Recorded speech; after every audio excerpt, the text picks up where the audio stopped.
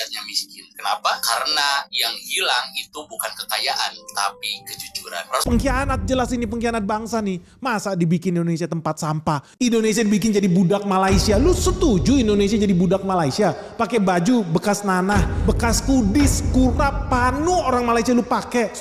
Sah, ringgit jadi mata uang Asia terkuat di dunia. Duduk dekat Malaysia nih guys, yang saya rasakan tuh aman, damai, tentram.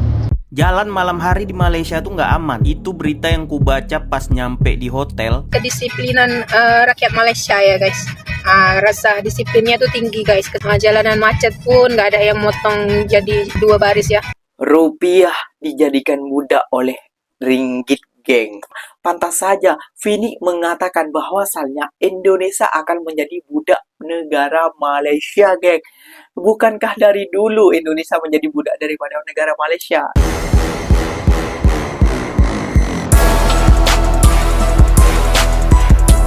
Assalamualaikum warahmatullahi wabarakatuh, geng. Berjumpa lagi bersama saya Iki. Gimana kabar-kabar saudara-saudara, sahabat-sahabat saya?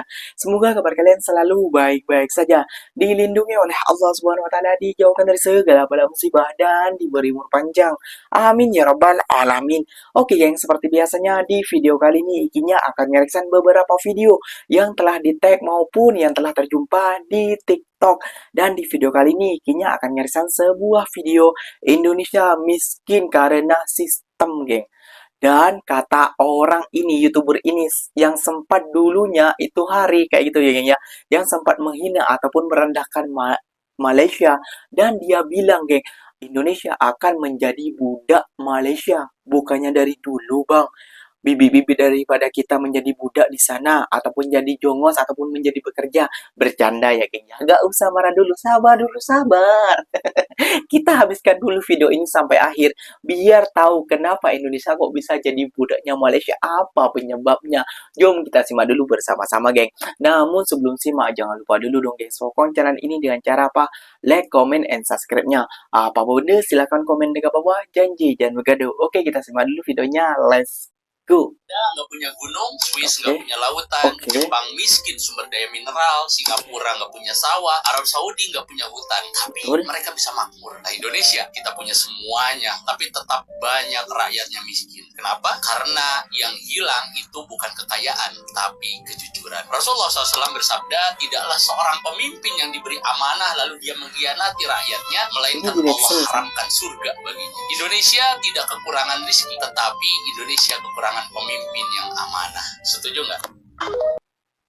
Aku setuju apa yang disampaikan orang ini. Sebab dekat Indonesia sana, mulai dari yang besar sampai yang kecil, semuanya kaki korupsi. Ketawanya itu loh, geng ya.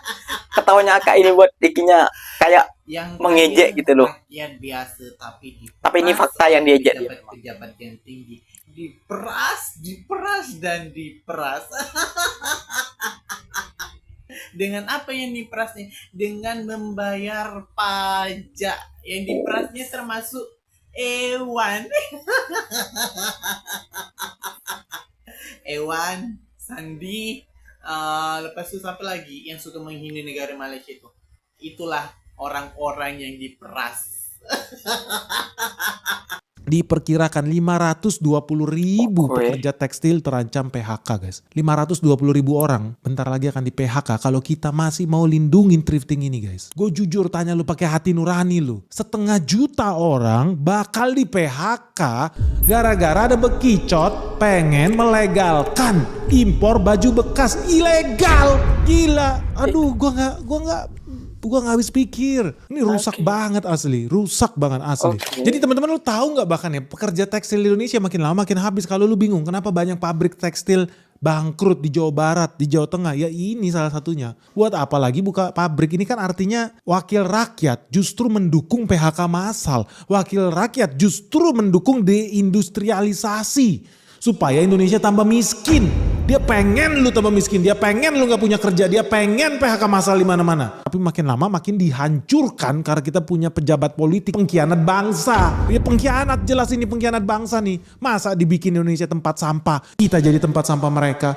Masa kita jadi budaknya Malaysia, lu setuju? Impor baju bekas dari nggak ada harga diri, lu bikin negara ini pengkhianat, jelas ini pengkhianat bangsa nih. Masa dibikin Indonesia tempat sampah, Indonesia dibikin jadi budak Malaysia. Lu setuju Indonesia jadi budak Malaysia? Pakai baju bekas nanah, bekas kudis, kurap, panu orang Malaysia lu pakai. Setuju lu Indonesia dibego-begoin begitu? Tolol banget.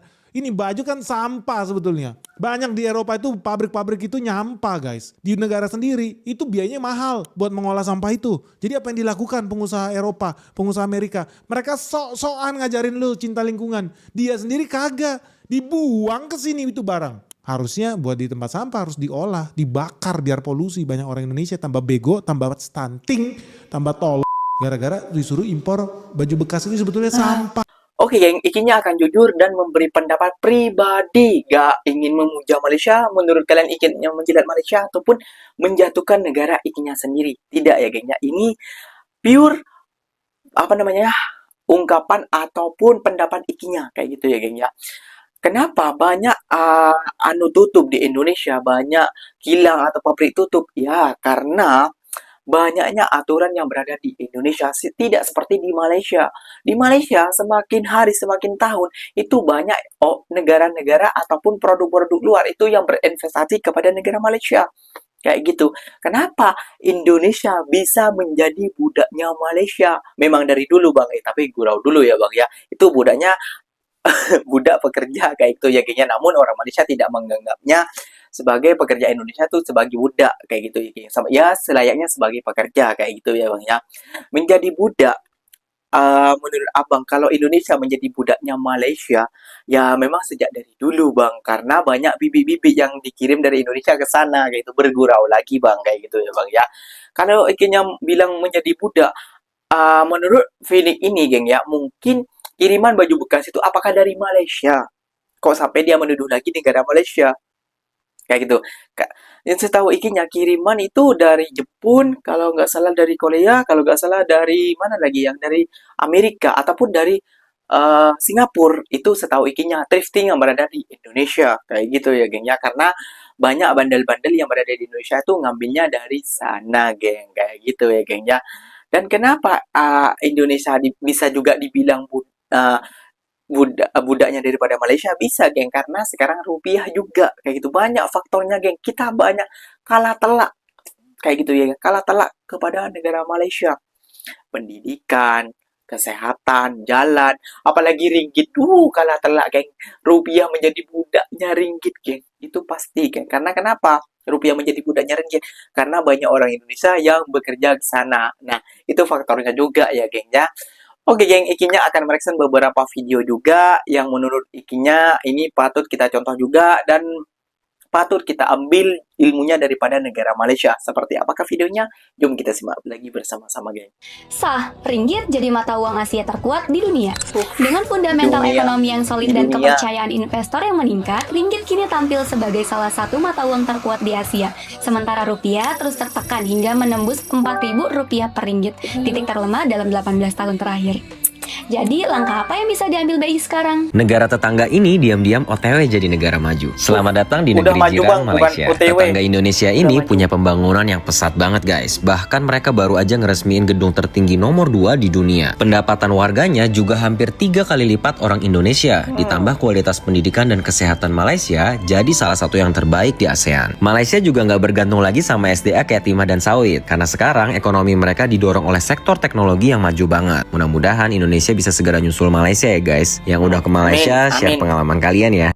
Guys, Oke. Caca cerita. Cerita apa lagi Kak Guys, Caca? yang Caca rasakan nih semenjak Caca duduk dekat Malaysia nih guys. Oke.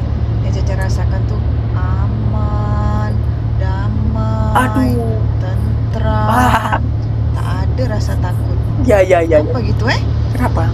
Terus kalau seandainya Caca lewat jalan gelap-gelap, tak ada rasa takut. Betul. Terus saya tengok orang-orang di Malaysia tuh, dia letak kereta Dia letak motorsikal itu letak depan rumah aja tuh. Aduh. Tapi tak tahu tidak itu dikunci ke kereta dia, motorsikal dia, Caca pun tak tahu.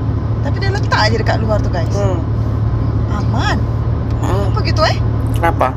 Negara ini pernah menghukum Perdana Menterinya karena korupsi. Negara ini peringkat ketiga di dunia yang bersih dari korupsi. Ada juga negara yang tiap bulan punya kasus korupsi. Bahkan koruptornya bisa kabur ke negara ini dan ke negara ini.